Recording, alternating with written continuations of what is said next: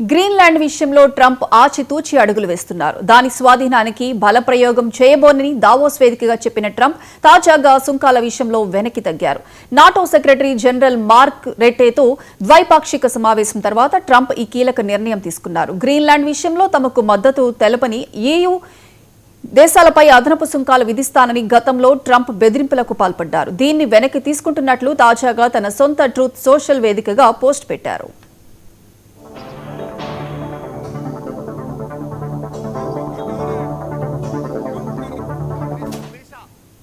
NATO secretary general mark రుటేతో చాలా ఫలప్రదమైన చర్చలు జరిగాయన్నారు.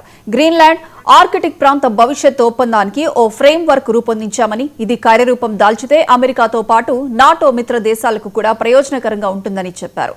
అందుకే సుంకాలపై నిర్ణయాన్ని వెనక్కి తీసుకుంటున్నట్లు తెలిపారు. ఫిబ్రవరి 1 నుంచి అమల్లోకి రావాల్సిన సుంకాలను విధించడం లేదని స్పష్టం చేశారు.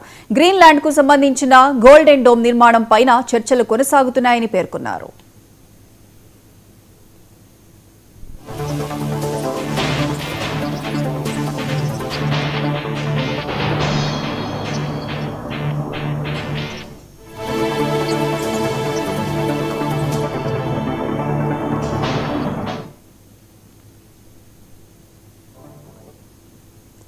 బ్రేకులు లేకుండా దూసుకువెళ్తున్న